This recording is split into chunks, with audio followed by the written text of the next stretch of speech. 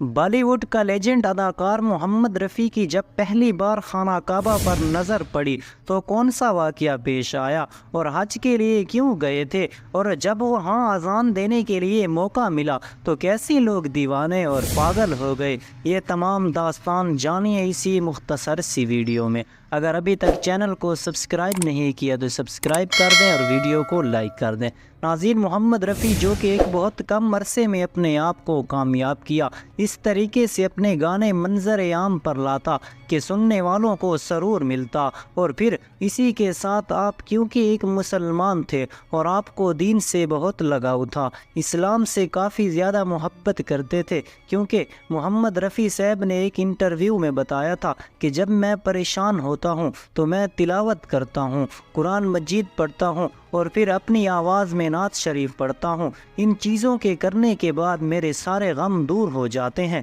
اور دل کو سکون مل جاتا ہے۔ اور ناظرین، اسی کے ساتھ جب ایک وقت ایسا آتا ہے کہ محمد رفیع صاحب بہت پریشانیوں کی وجہ سے ڈپریشن کا شکار ہو جاتے ہیں اور کافی پریشان ہوتے ہیں، ہر وقت پریشانی میں زندگی گزار رہے ہوتے ہیں، تو اس کی ملاقات نوشاد علی سے ہوتی ہے۔ تو نوشاد علی محمد رفیع سے کہنا ہے، میں آپ کی طبیعت اچھی طرح ٹھیک کر سکتا ہوں، آپ کو اس ڈپریشن والی بیماری سے نکال سکتا ہوں، لیکن آپ نے ایک کام کرنا ہوگا، آپ کو کافی زیادہ سفر کر کے خانہ کعبہ میں سرور ملے گا، آپ نے وہاں جانا ہوگا۔ تو رفیع صاحب نے اپنے بھائی کو کال کی جو پاکستان میں ہوتا تھا، کہا کہ آپ وہاں سے خانہ کعبہ کو آئیں اور میں وہاں سے انڈیا سے آتا ہوں، ملاقات بھی ہو جائے گی اور یہ فرض بھی ادا ہو جائے گا اور میرے سارے غم بھی دور ہو جائیں گے۔ ناظرین و سامعین، آپ یقین کیجئے، کہنے والے بتاتے ہیں کہ محمد رفیع کی جب خانہ کعبہ پر نظر پڑی وہ زار زار رونے لگے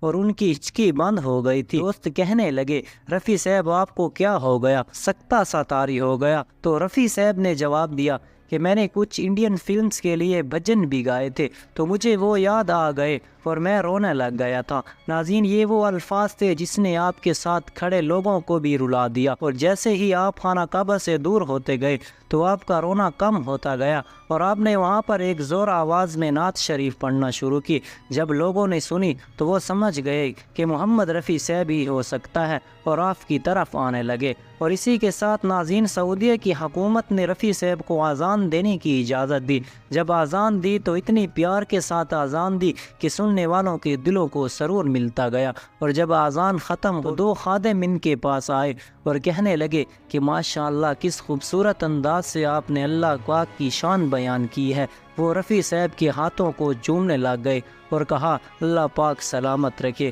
اور اسی کے بعد جب واپس ہندوستان گئے تو ہر سال باقاعدگی سے وہاں حج کے لیے جاتے اور وہاں جا کر اس کے دل کو سکون ملتا، کیونکہ آپ ایک فقیر کی آواز کو سن کر گانا گانے لگے تھے۔ جب محلہ میں اس کی گلی میں ایک فقیر آتا ہے تو رفیع صاحب اس کے پیچھے گانے کو گنگناتے تھے اور وہاں سے گانا سٹارٹ کیا تھا۔ ناظرین، یہ تھی آج کی ویڈیو، اگر پسند آئی ہے تو پلیز چینل کو سبسکرائب اور ویڈیو کو لائک کر دیں۔